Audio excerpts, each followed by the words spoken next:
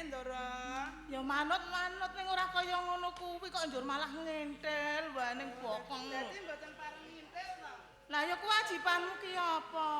Umbah-umbah to? Nggih. Lah kok malah ning kene wae wis rampung le umbah-umbah. Sampun. Di laundry.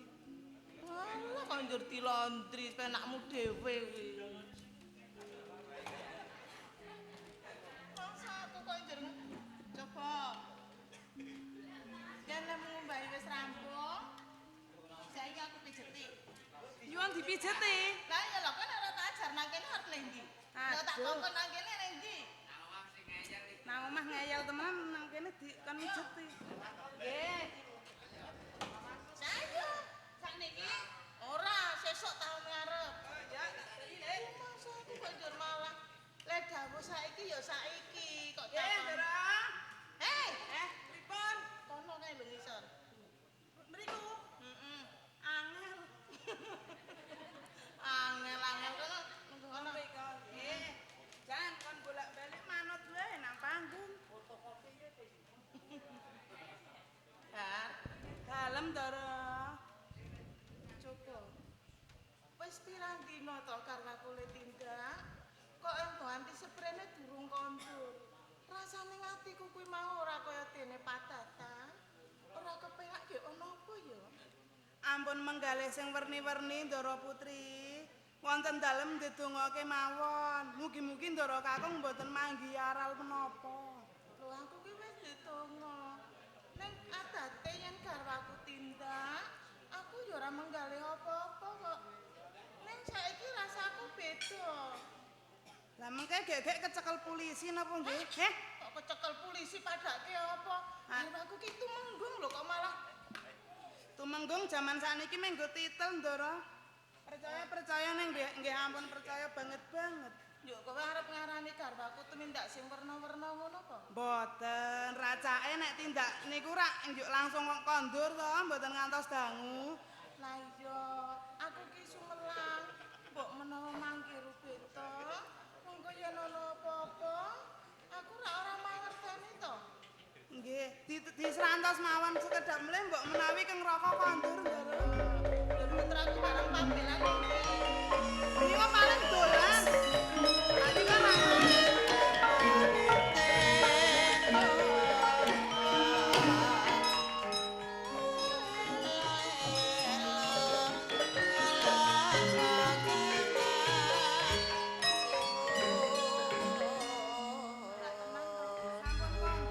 Padatan wong kondur lenggah. Terus ulate ya apik. Lah kenapa kok kondur bablas le tindak kayak kaya ngono kae? Mrengut sisa. Napa nggih panjenengan niku dereng apal? Lho, Biasane ngeleh niku.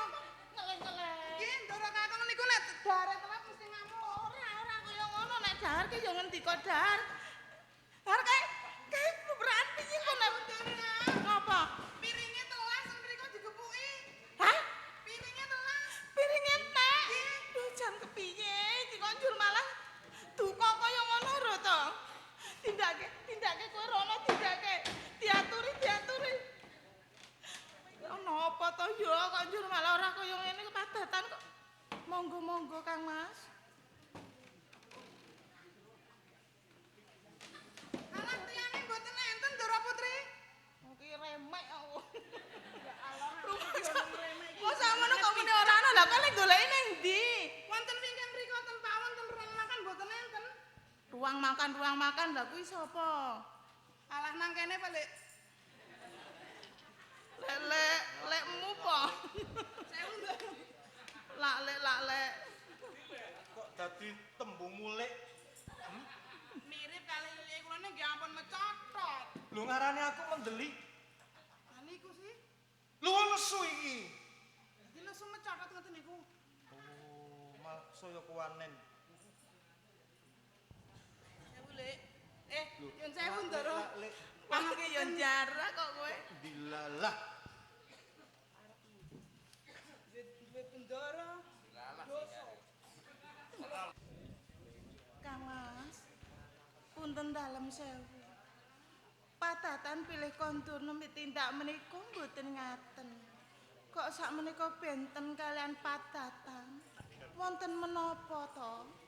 Menapa kula lepat? Menapa kula klentu anggen kula lelati? Menawi kula lepat, Kang Mas. Monggo. Kula aturi ngendika, menapa to kalepatan kula? Nanging boten ngaten caranipun. Kula rak bingung, Kang Mas. Ora. Kowe ora luput. Menapa kok kulatanipun benten kalian padatan? Lenggah. Apa sebabe aku kondur ning dalem katembungan aku duka. Yes, perkawisipun menapa, Kang Mas? Ana perkara sing wingi-wingi ora tak dadang, sing wingi-wingi ora nate tak gagas ning kenang apa wanci iki dumadi. Ngaten, menawi wonten perkawis, monggo kula aturi ngendika, perkawisipun menapa Kang Mas Brajaguna? Rama Sultan Hadiwijaya nganake Pisuwanan Agung. Inggih. Aku ditimbali supaya nata para putra-putra kang padha sibuk. Inggih. Aku tak crita sakwentara akeh tembungku sebab yen aku ora kandha apa kang dumadi mengko darani anak mung waton muni, anak mung waton wani. Inggih. Rama Sultan dakwa yen toh Kakang Danang Stawijaya dianggep dadi anak kuwi wani, dadi anak kuwi bakal sembranan, dadi anak arep ngembari asmane Rama Sultan Hadiwijaya. Dipun anggap ngembari. Lah dipun anggap ngembari menapa ingkang ngembari? Siji. Sing biyene alas Mentawuk wis dadi kutha gedhe. Inggih. Saiki wis digawe bangsal agung.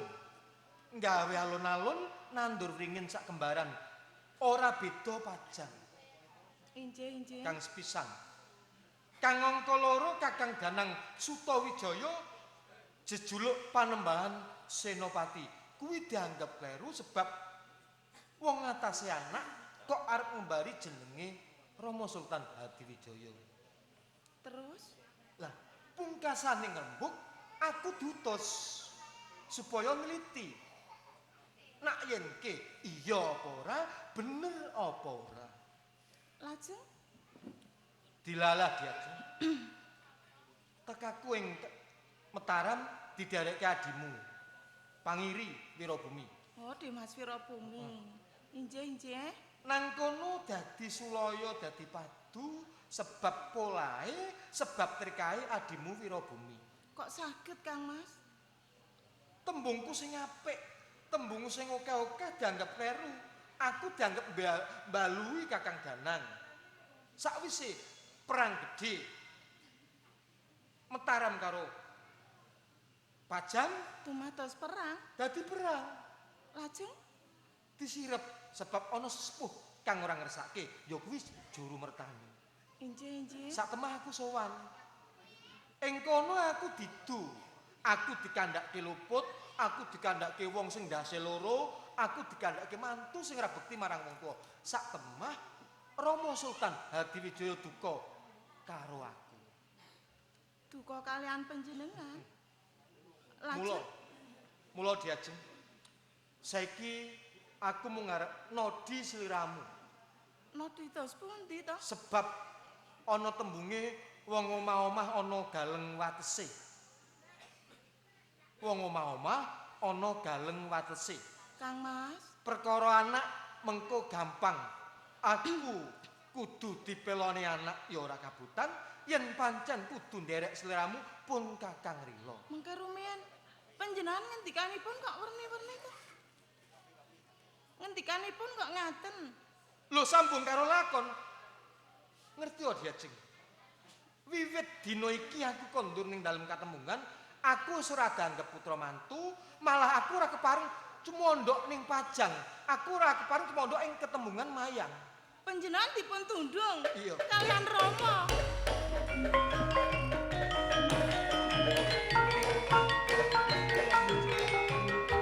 Kang Mas Brajaguna. Niatku apik, Niatku bekti marang wong tuwa.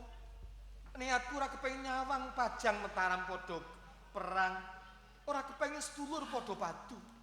Ning kenang apa tak niati apik, tak niati jujur, tak niati tresna marang keluarga, aku tetep diarani luput. Mula mengono lakon iki kudu dumadi. Lakon iki kudu aku sing nyandang. Yen pancen kowe abot Rama Sultan ing Pajang, pancen kowe sik tresna marang wong tuamu, aku dililakno. Aku tak separan-paran, aku tak oncat saka ing katemungan kene.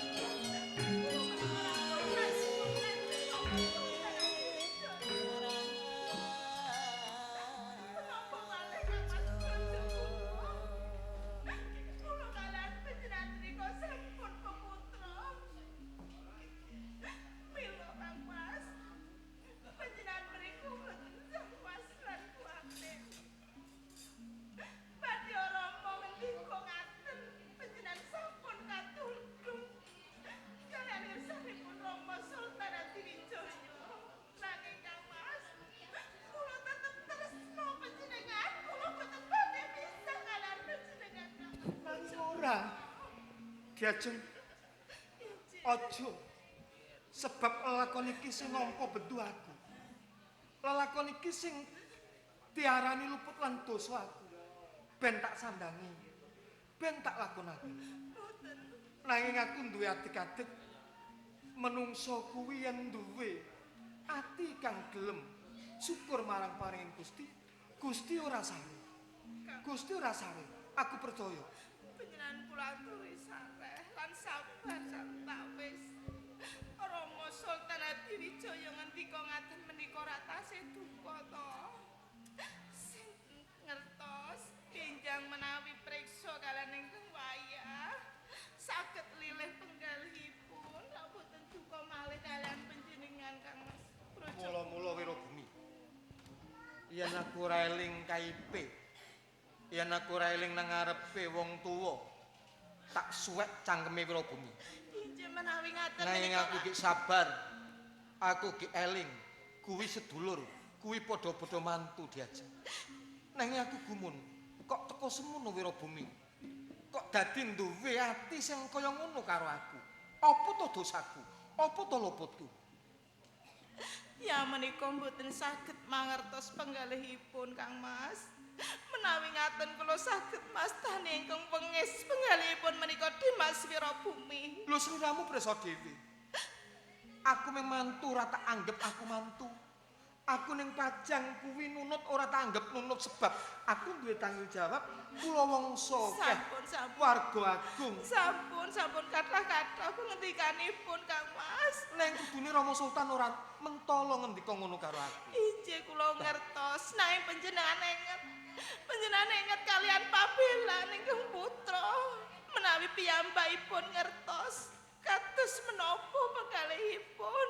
Diajeng Mesake to kangge korban ingkang putra Kang Mas. saya-saya sing nglarani banget. Sing nglarani banget ngendikane Rama Sultan kang pungkasan. Menapa? Sakjroning 40 dina aku ora kena metu. Ora kena metu saka dalem katembungan kaya saya-saya aku nganti njagong. Luwih wong saka telu aku dianggep luput. Rama ngendika ngaten. Ngono. Panjenengan boten saged Mas boten dalem katembungan Kang Mas.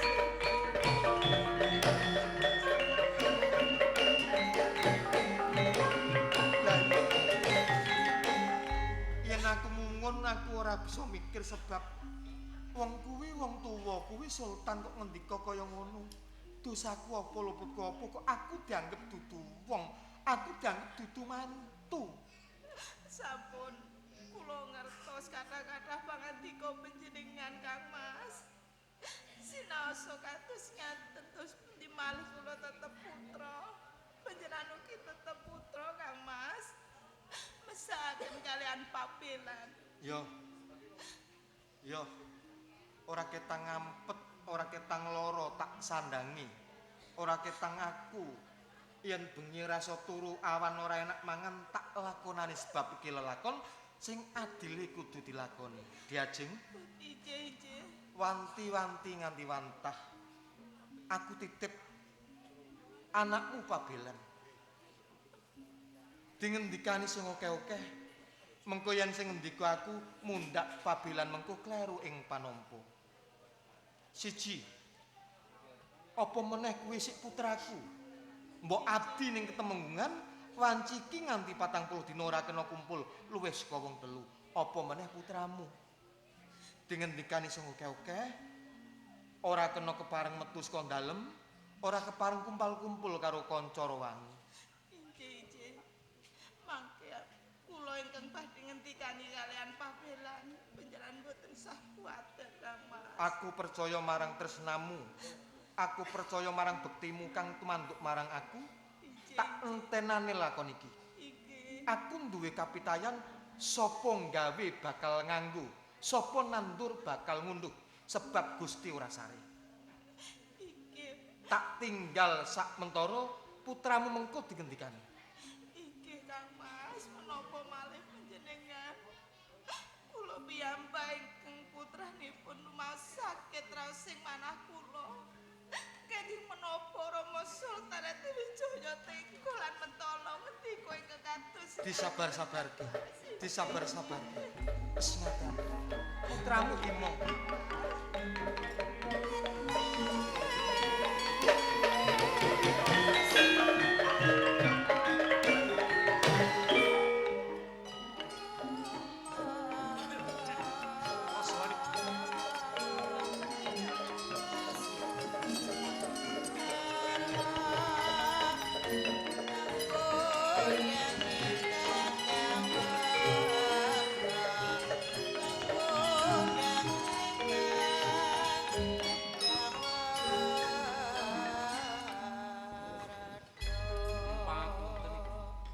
Apa pabelan?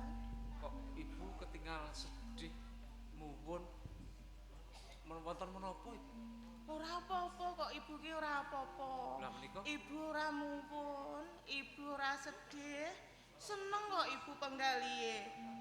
Mung aku kangen kelawan sliramu. Tindak ngendi to? Sawetawis medal kepengin mangertos sak jawenipun dalem katemenggungan. Oh ngono. Sareng niki Iku ora nangis apa-apa kok iku ora mau klilipen mripate. nggih. Heeh, Menawi rasa kok- sumelang. Ibu muwun kula ugi nderek sedih. Ora, ibu ora muwun kok. Rasa sumelang. Saka ngendi to kowe kuwi? Sampun dolan-dolan mawon nerakaken kang putra panjenengan. Oh ngono. Aku kira sumelang. Yen karo kowe iso adoh lho. Ning kan kula tanggung jawab. kok kula Tanggung dianggep jawab apa? Nggih. Tanggung jawab yang caket karo aku. Nek ora nyatane yo jajal. Pun Pirang dina kowe? dalem Pirang dina ora sowan? nggih nembe kirang langkung 3 dinten, Mbak. Lho telung dina lek iku nganti-anti putraku rak yo kaya ngopo to aku le kangen. Ning kula malah remen ibu nek kalian tukun Nah, niki malah seneng nek kali kuda. ngertos pundi-pundi ngeten. pengalaman. Tenan to? Nek karo kowe seneng mesti ngerti ndi-ndi. Kula jajahe dengan gen Tekan ngendi kok? Jujur kowe jujur. Hah? parang kritis. Tekan Palang Tritis. Lah tak warai Ngopo ning kono ngopo? dolan mawon. Dolan. Ngaji teng mriku ibu. Ngaji? Nggih. Ngaji apa kok dadak ning kono? Niki tambah pinter ingkang putra panjenengan barang kula sering saking ngaji. Dados namung ngrungokaken tembung-tembung ngaji niku sing manga-manga wong siji sanes sing ngrungokaken. Lanjut? Nggih niki dadi pinter. Rumangsa aku kok yo malah Jenengan nuwun sewu, Kok ketinggalan penyuwun pangapunten nek dibendul napa nangis napa ngrasa teng sekali sinten? Ora, aku mau rak tindak-tindak ning taman to. Nggih. Mbresani sesawangan ning Taman Sari. Ning ana angin sing gedhe kae, ya ora aku kelilipen kena bleduk ngono lho. Ngagem kaca tinggal nggih. Kok njur nganggo kaca tinggal. Nika kaca tinggal terapi. Oh ngono. Aku ora nangis ora apa-apa kok. Monggo Kang Leti. Ampun cane ampun kuwatos lah kula sing ngomong. Aku percaya nek karo kowe kok. Nggih. Mung wae aja dijak rono-rono sing ado. Blas mboten nate, paling-paling niki Lah wingi putrane. jare ning Gombong kowe. Dalem? Wingi. Niki Heeh. lah aja ngomong ya sampean malah matur. Oh aku ora ngomong ibu ya wis preso kok. Lah togo kok sing matur aku kok. Ngomong kaya toko ki celala celulu. Gen aku aja ngomong malah ngomong. Nggih teng Gombong tapi mboten sing Gombong bagian mrika. Anu Gombonge teng nggon Panakria. Lah rak tenan to? Tenan ana. Kok jenenge kurang ajar to kowe kuwi? Nggih mboten lah. Putraku iki isih timur kok malah njur dijak yak-yakan rono. Wah, teng mriko go rebutan nek bocah nom. Sapa? Putrane jenengan temenan. Nggo rebutan sapa? Alah, kula ruwah temenan bulan iki. Dadi mulane nggih makmur, uli duit pirang-pirang pada. Niki rak RT mriko. Kuwi-kuwi. Nggih. Dadi apa-apa. Awas lho kowe lho. Yen nganti putraku kok dijak rono-rono, njur nganti ana apa-apa, kowe lho sing tak tempuke. Nggih lah. Tanggung jawab udah. Tenan? Nggih estu lah. Kok Papela. dalam kata hubungan sepen Romo tindak pundi, Bu? Rama isih sare kok. Uta sesare. Heeh, nembe wae kondur iso wani ngersane Kanjeng Rama Sultan Hadiwijaya. Oh nggih nggih. Ngene yo, Gen. Terus pundi, Bu? Jane ibu kuwi mau ora arep ngendika. Nanging tak tutup ana, tak kikip ana sliramu mesti bakal priksa. Sejatine Papela.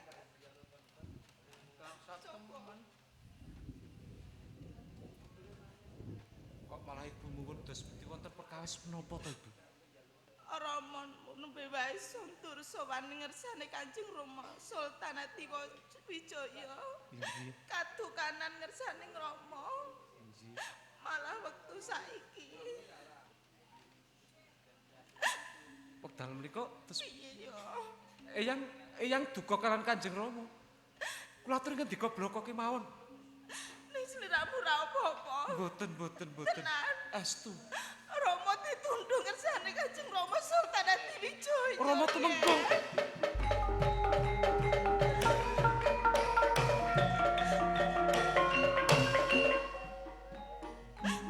Mula ibu bakal ngeduga marang sliramu. Ibu nyuwun marang sliramu. Jroning 40 dina sliramu ora kepareng metu ning dalem katemunggungan. Sepisan kang kaping pindho sliramu ora kepareng kumpul kelawan wis punjul saka lima. Sangat teges keluarga piyambak wonten ing dalam katemenggungan. Iya, ya mung kaya ngono ngendikane ibu. Sliramu kudu enget. Jroning 40 dina ora kepareng metu saka dalem katemenggungan. Sedhawuhipun ibu badhe kula stokaken. Iya. Kok krungu Mira. Kawan dosa dinten niku kan boten sedela suwe. lah iya mula mangsa burung kowe lemu momong. Nggih. Mergo isih kaya ngene kahanane. Kowe ora kena yak-yakan lunga ning dineti. Boten nggih pun. Dereke putraku kono kok njur malah ceki. Ora kena lumah mangendi. Sapunipun kula aturi sepuniki mawon ngancani kangen Kanjeng Rama saktaus kangen abdi. Dikane ibu ya. Ibu tak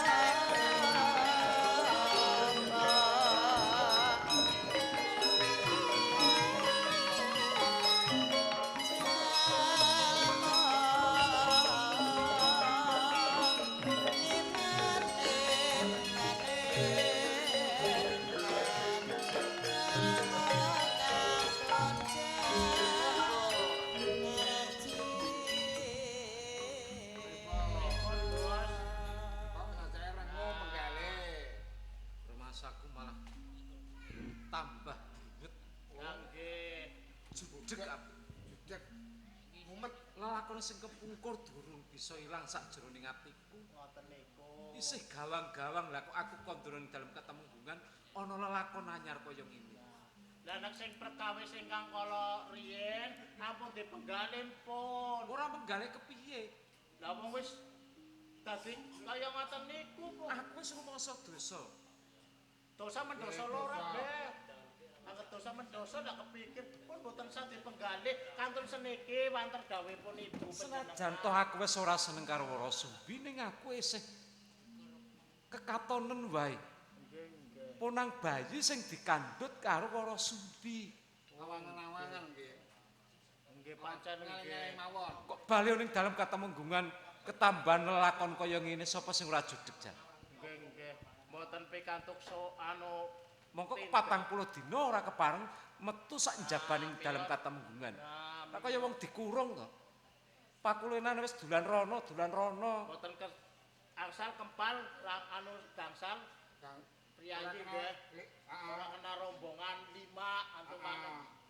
Ora kepareng kumpul-kumpul saka wong 5. Nggih. Nek nganti luweh saka wong 5 aku didukani.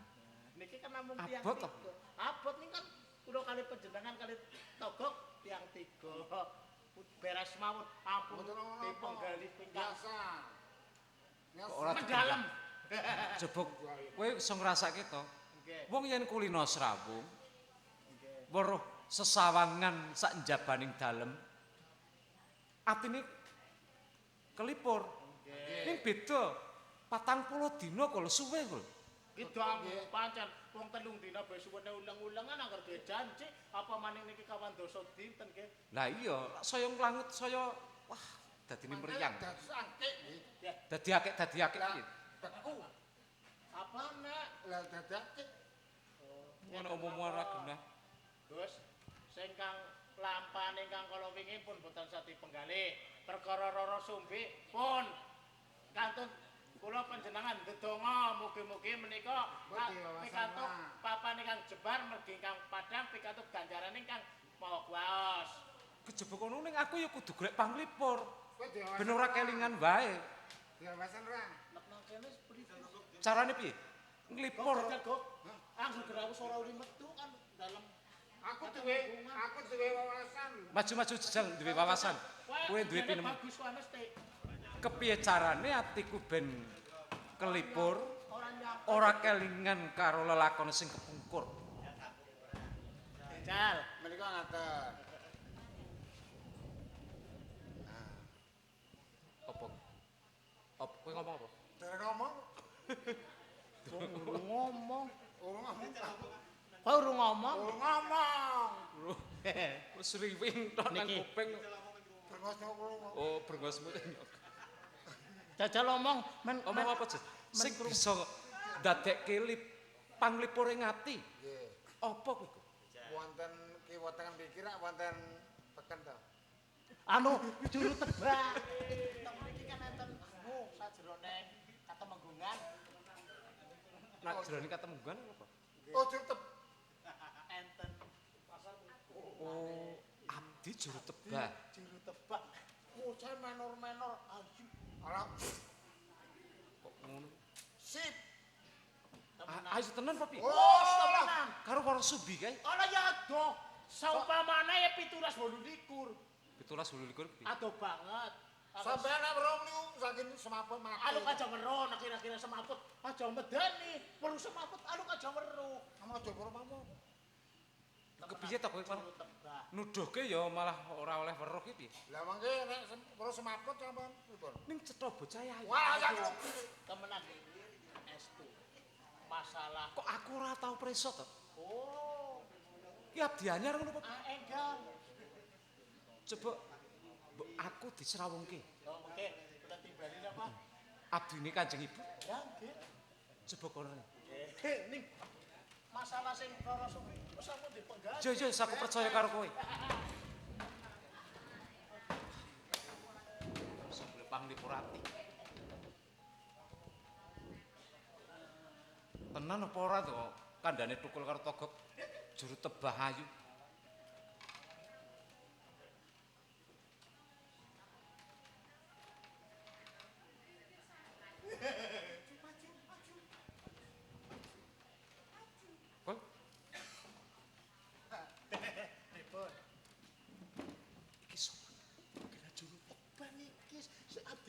ibu panjenengan. Oh iki abdine ibu. Ayo, Lah mulane ibu ora tau ngendika karo aku. Jenengan kan tesiane tanggepe penibu mbok keganggu pikirane. Wis cilik. Nah si cilik. Ika. Kene nduk Tidak mriki. diaturi maju ki. Maju, maju. Nah, Gok. Maju ya maju ning tanganmu ora usin kowe. tangane anu. Maju, maju, maju, maju. Malah saya saru. Lah wong tangane mboten le. Wis rawean kula. Maju, maju, maju. Niki nekali sing Narasubira. Maksudnya kan sami ireng anu imut kan? Imut ki apa? Ireng mutlak. Ora kaya kowe. Kaya kowe. Anu pun suwe nek undang. Sama. Telepon kinten-kinten. Gu jelas. Betone Selasa Kliwon. Selasa Kliwon. Kowe ngerti katuranggane wong nek lair Selasa Kliwon. Nggih ngertos. Piye? Menengan ning cara wong anu angger tiba lanang niku anteng kenreneng gembol kepis. Karepe Ketone meneng ning tukmis. ngono apa? Nggih nek lanang Selasa Kliwon ning nek wadon Nek wadon cara wong anune meneng-meneng barak api. Dadi cara wone meneng ning gembrubuk. Oh. Panas sing geni ngatos-atos. Ini anggar pun seneng-seneng temenanan. Bukan mriko mawon ta? sekene Dan apa? jan niku kula suwe. Suwi. Jadi rombongan iki suwe. Rombongan. Kapan kula diopan kowe jenengan kapan? Oh ya layak direwangi nganti setruk. Kepengin dadi rol kowe ya? Heeh. Kowe ngindo kowe nek dadi rol. Wong kowe karo tepak kebo biapi tepake kebo ra iku. Krungu omongane toko Heeh sih. Ya iya yu, anggepe siapa? Kok kok njaluk dadi rol kuwe. Kaya lintang karo Lah awakmu ireng kaya ngono, jajal ireng kaya ngono wis. Lah nek pupuran kok ora kaya lele kecemplung santen. Nah, kaya lele kesepung santen, kaya tetel jamuran raimu nak kumpuran. tetel jamur kok. Jenang ketan, Iya jenang jenang iya. Tetel. ketan wis jamur. Monggo menika dipun kesaken. Apane? Kok utama-tama kok urusane lho. Tak takonane kowe menten. Kula tak temini mawon. Kula salah ngantuk. Nun sewu sing gedhe pangapuramu, apa bener kowe abdi anyar ana ing dalem Katemenggungan? Panci leres Raden, kula menika abdi enggal wonten ing Katemenggungan. Jenengmu sapa, Nduk? Inci, nami kula Sukawati. Sukawati. Gumunku Kanjeng Ibu le mundhut abdi karo kowe kok ora paring dawuh, ora paring prisa karo aku. Nyuwun pangapunten Raden, janipun kula menika ajrih.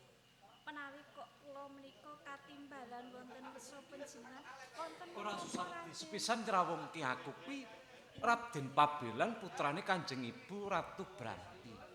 Ya Rama Tumenggung Maya. Inggih kula sampun mireng Raden. Nanging nembe sakmenika kula pinanggih kalian panjenengan. Mula kuwi Sukawati bareng saiki wis rawung upama kok aku dawuh apa wae apa sak mengkone sliramu bisa minangkani.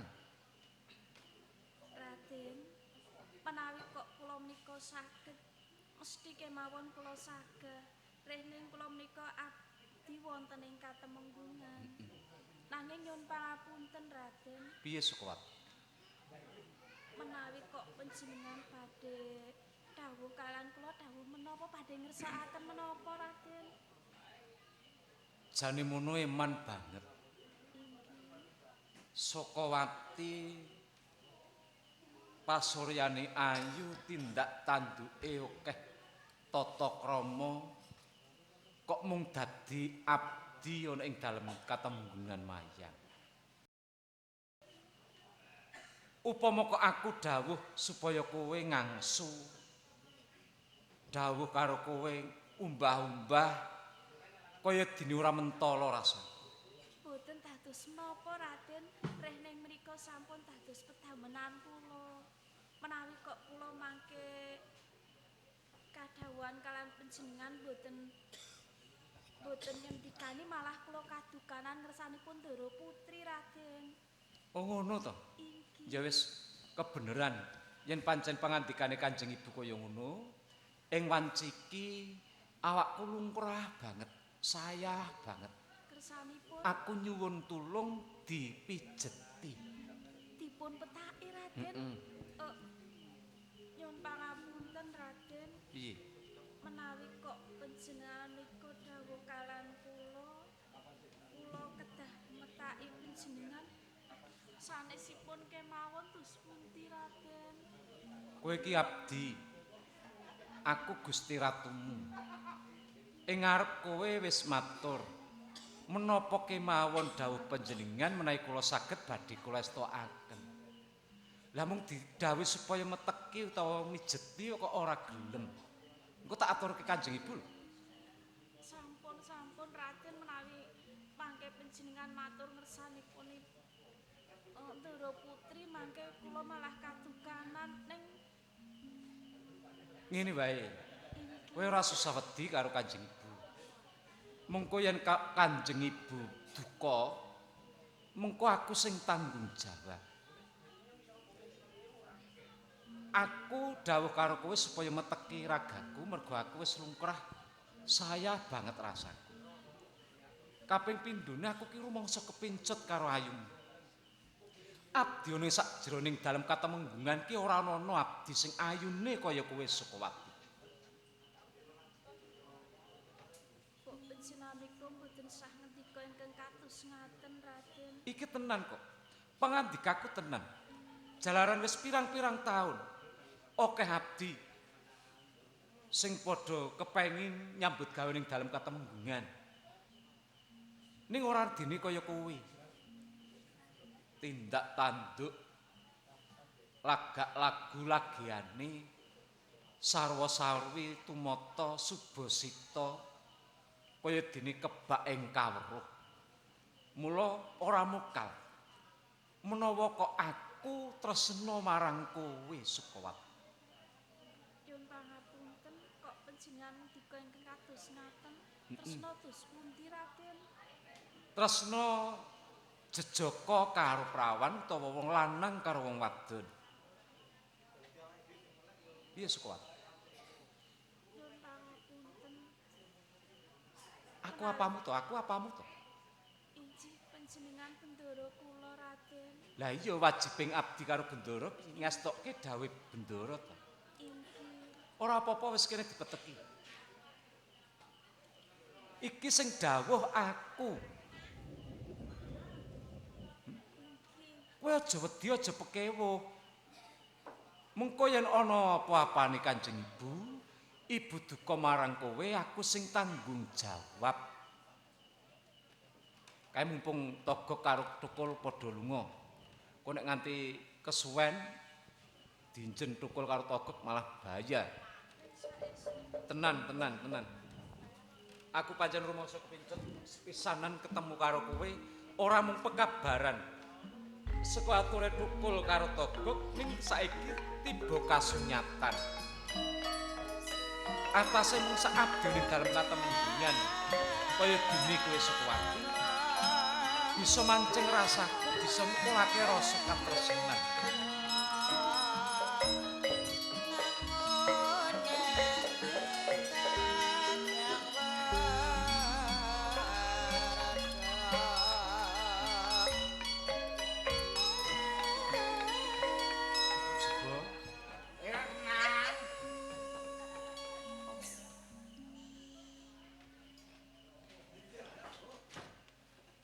Kula niku kapal iso digandrung.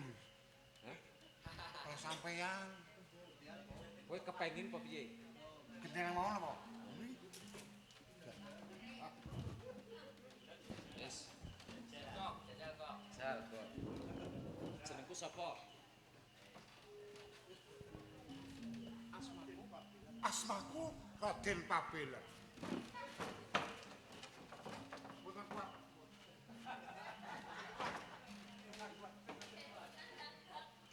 Dari setruk kumat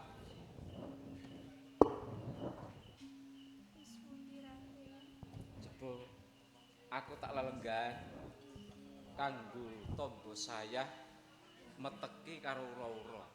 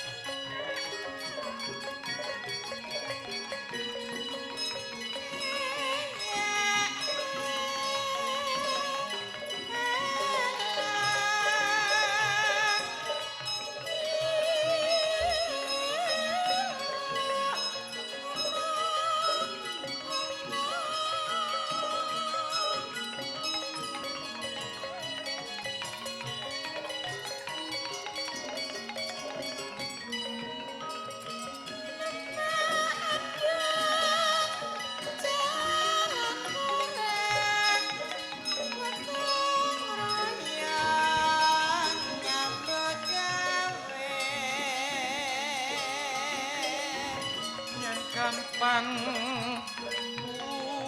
kuwe gampang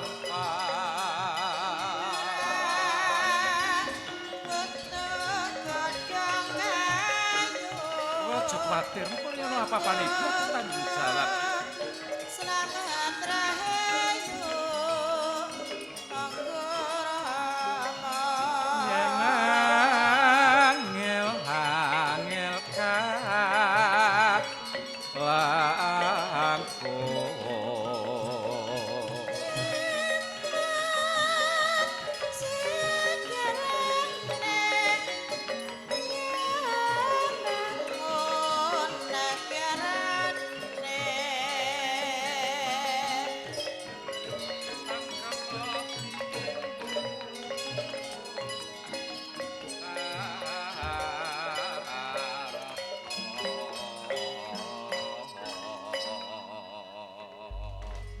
Sukawati wis percaya karo aku. Ibu ora bakal preso perkara iki. Kula ajri Raden menawi kok mboten panjenengan ingkang dawuh kalang kula. Iya ya aku ngerti marang rasamu. Mengko aku sing tanggung jawab to. Wis percaya aku wae. Heeh. Menawi wonten dukanipun Dara Putri. Iya.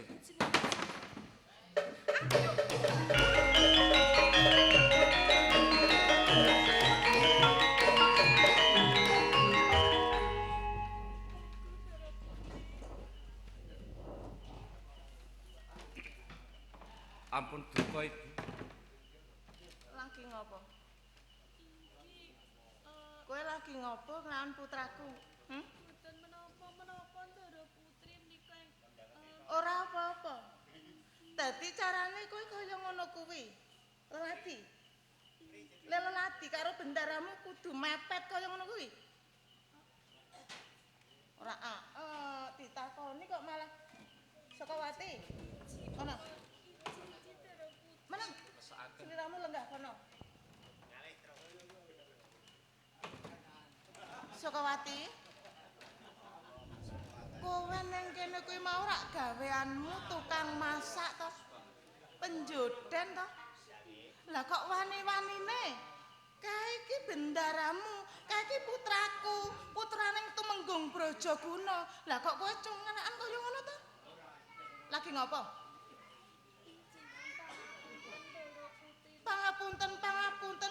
Kuwi rak jenenge ninggal kasusilan to kowe kuwi? Celangkeraan to? Jenenge kuwanan to karo bendaramu to kowe kuwi? Ana apa? Ayo matur. kepareng kula matur Dara Putri. Nitosipun ingkang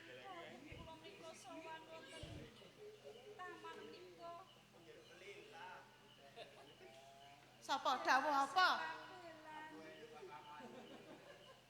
Sing dawuhi sowan kuwi mau ndaramu pabelan. Didhawuhi apa? Ayo matur. Ora tingak-tingok. Didhawuhi apa? Kula supados metaki kalantara kakung pabelan Apa? Dara Putri. Didhawuhi apa? Metaki kalantara kakung. Didhawuhi meteki. Kowe kuwi njur carane meteki kaya ngono kuwi. Kudu rangkul-rangkulan, iya. Kowe kuwi mau eling Suklati. Kowe ning kene iki gaweanmu tukang masak, ora njur ning taman. Lelaki mang putraku kaya ngono kuwi. Kowe iki kudu tak kandhani. Mulane sing pirang-pirang dina lemu nganggo tak sawang ngembari karo aku. Nganggo klambi we padha karo aku. Lemu gelungan sak rodo Vespa. Jebul arep nggo mameri putraku, iya. Aku mikir putraku. Ngalih.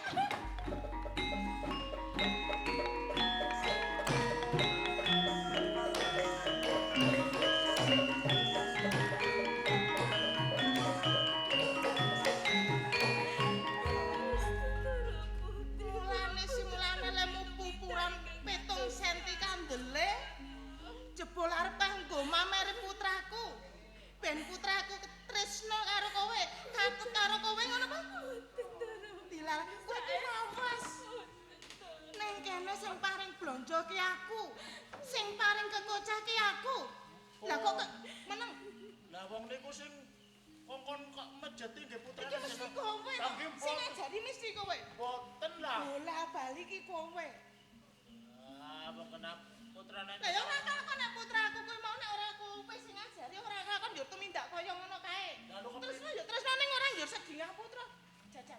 Lah kok mentala-mentalane. Kae iki rak tukang masak. Ya nggih. Abdi to. Nggih. Apa ora ana wong liya? Niku ono salah niku. Kok salah Salah iki? sampean. Lho kok iso salahku? Bola tapi bocah ayune kaya kuwe putrane jenengan lagi cemokot taruna ki. Demen-demene ya men kok ngkonsep ya ora masalah. Nek dhisik ora ana kowe ora kaya ngono kok. Nun, Iki mesti kowe sing ngajari kowe. kula mboten Kowe ngajari. jane isih kerasan ora ning kene to? Ora napa? Isih kepengin nderek karo aku apa ora? Lah. Isih betah ora? Gitu sih betul lah, mboten derek teng panjenengan sih keluarga kula aja dipani napa lah. Masa borong karo mangsaku kok njur kowe nek kowe njur kuhanen kaya ngono mari putraku sing ora apik. Kowe tak pecat tenan lho kowe. Ampun lah. Temenan masalah kula dipecat. Ambek gawe apa? Dalem nek kula temenan lah, aku dipecat lah. Utange kula nusi akeh. Kok njur malah ngrasake utang. Utang ya mangsa bodho ora bodho. Ning aku ki kuwatir kowe mau. Tak niki Ampun wonten niku lah wong kula. Udah gak dapat ngomong putra kok malah njur diwarai sing werna-werna. Kan ya tumindake elek kaya ngono kae. Wong niku karep-karepe putrane jenengan to kan. Karep-karepe kowe iki yo ngrandati to. Kowe ora kudune nyeleke, ora njur malah kaya ngono kowe ngogani ngimbangi marang putraku. Saestu boten Dara kula sampun. Mboten rumangsane aku ora priksa. Lah aduh. Yang tumindakmu kaya ngono kuwi. Endah-endah. Mucah desa kowe kuwi mau ora kena digawe becik. Arepane karo aku. Saestu Nyebaleke karo aku kowe kuwi mau. Dara boten Endah-endah. Kowe ning kene kuwi mau yen ora aku sing paring kekocare paring blonjo, arep apa kowe? Sampeyan kae putraku. Payah dalem Kanjeng Sultan Hadiwijaya. Lah kok ngerti mawon? Ampun niku mawon sing lho, nek putrane jenengan disalah.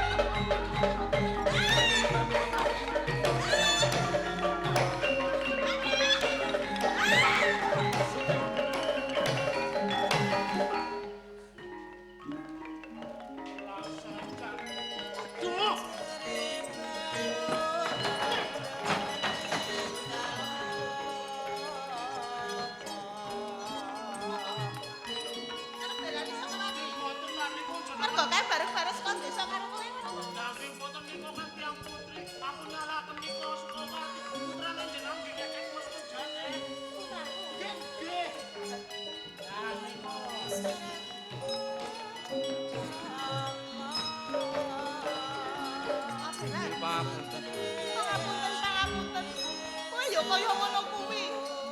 Lah kok mentolo-mentalane to kowe pabelan? Mbok ya mawas. Menggalih. Saka wati kae sapa to? Kae iki tukang masak, abdi ana ing dalem katemenggungan. Lah kok sine mentolo-mentalane tresno karo Sokawati, he? Nuwun sewu, Ibu. Pranono wanita liyane? Iya. Menggalih to. Sliramu putra tumenggung Brajaguna. Wayah dalem. Kanjeng Sultan Hadiwijaya. Lah kok tumindakmu kaya ngono to? Kaya ngopo yen ramamu preso?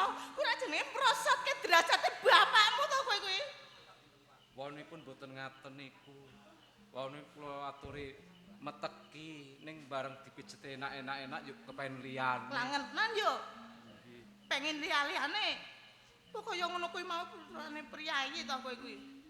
Mbok mawas. Ibu ora nglarang sliramu bakal tresno kelawan wanita. Ning mbok yo aja Sokawati to. Milih wanita sapa? Sing sak derajat kelawan sliramu. Nggih, sedika dawuh. Kaya ngopo lingseme bapakmu yen priksa kowe tumindak kaya ngono kuwi. Sampun Ibu sampun matur kalian Kanjeng Rama mangke kula nampi duka. Ora momko nek duka plak-plek. Isih wedi kowe dukani ramamu. Nggih. Yo. Tak ngapura kowe sepisan tumindak kaya ngono ibu sing priksa. Nggih. Ramamu ora prisa. Ning sesuk aja dibaleni meneh. Nganti dibaleni meneh tumindak sing kaya ngono tak aturke bapakmu kowe.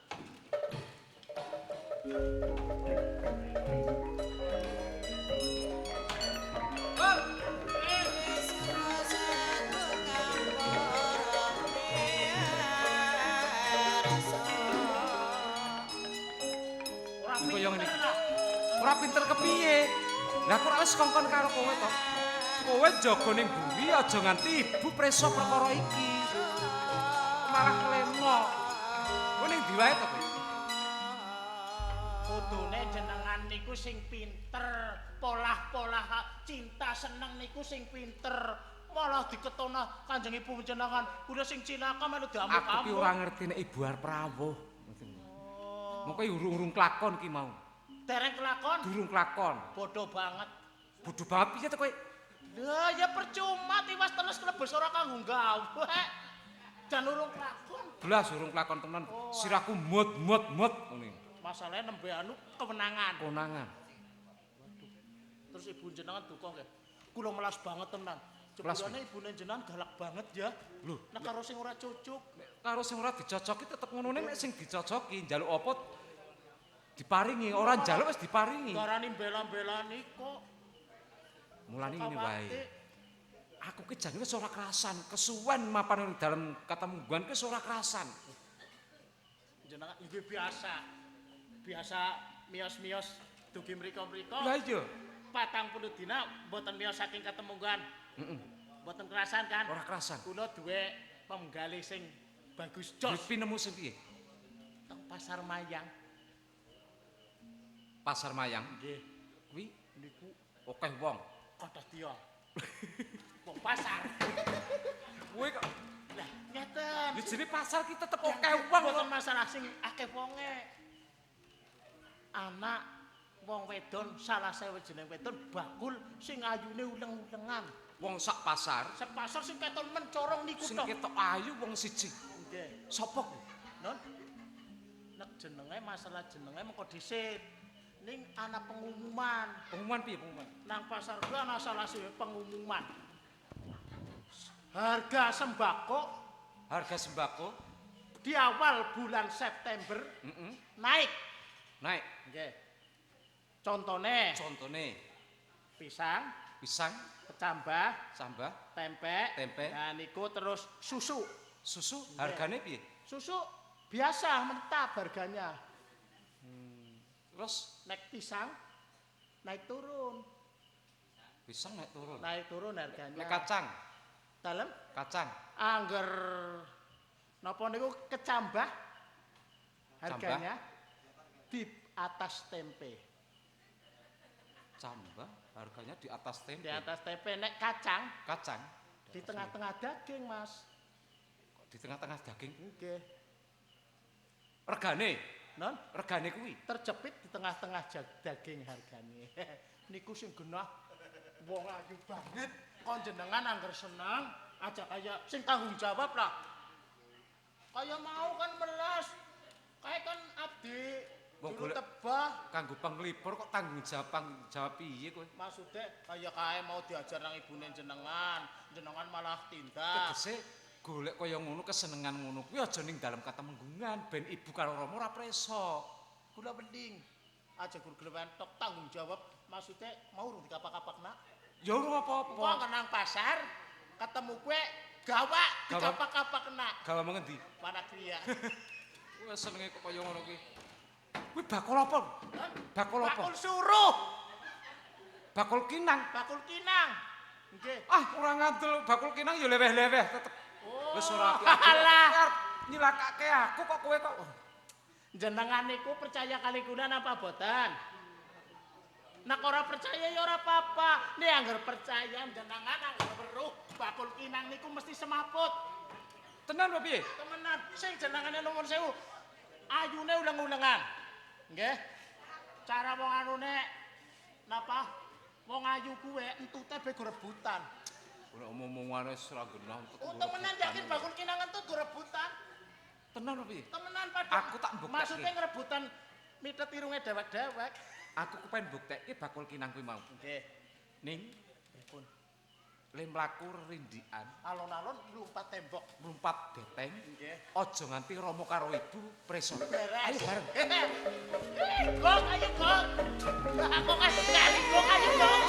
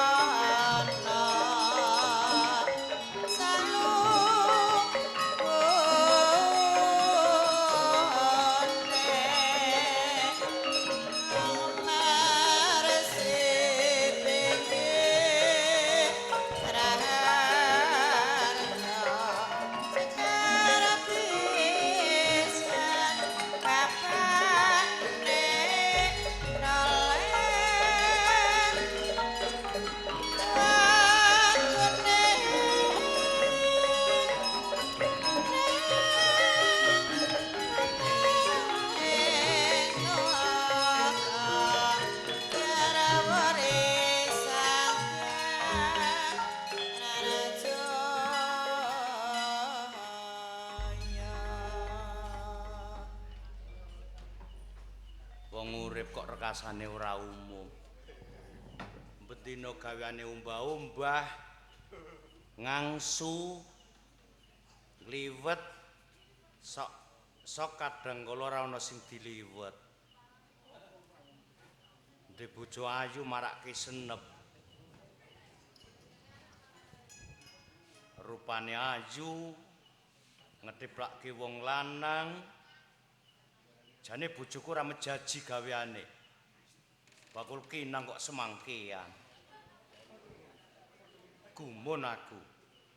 Kasile sedina paling 5.000, tuku pupur entake 12.000.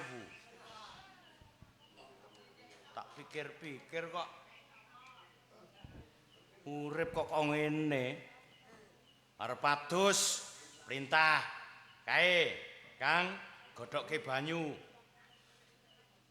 Gemblung pancen. Ning piye meneh wong janjiku ya ngono kuwi biyen. Gelem tak pek bojo, watone aku manut. Nek terus-teruske apa ora kelakon aku rekoso sak lawase. Biasane yah men wis tangi, ki durung tangi. Wong wedok kok pengane betur. Turu wae karepe diweruh ora gelem. Pikir-pikir kok apa ngono kuwi?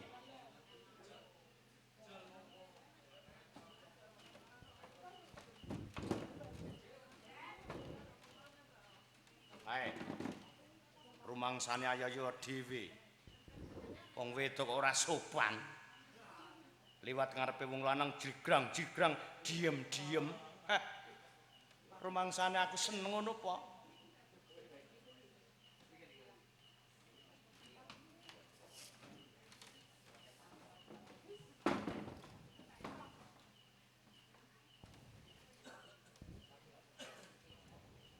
Nyawang bojo kok ora tahu seger.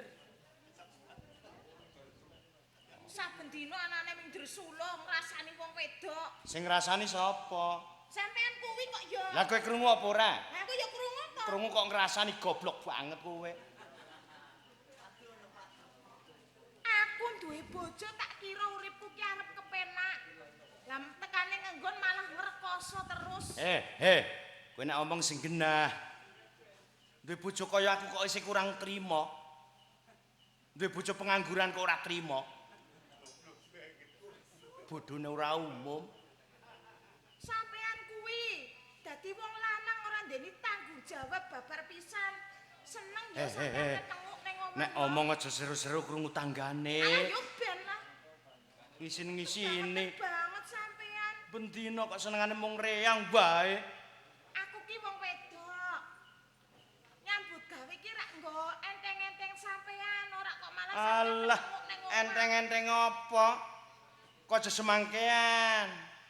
Aja kemayu, aja kemaki kowe. Bakul kinang entuke pira kok ngenyek wong lanang?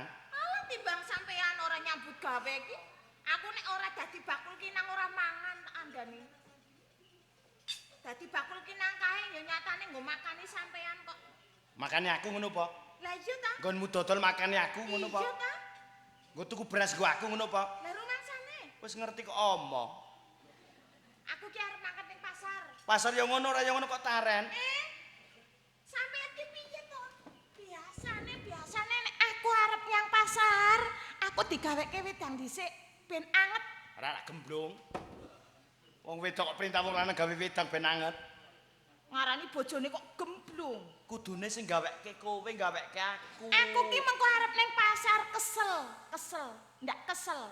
Aku saiki gaweke wedang. Ora ana wedang panas. Nggodhok. Lah wiwit mau apa to sampean nggodhok wedang kok dadi ora iso to? Ora samidang mengko baline wae. Wis to Pak Nendang to. Aku awan ki arep mangkat ning pasar kok dadi kesuwen.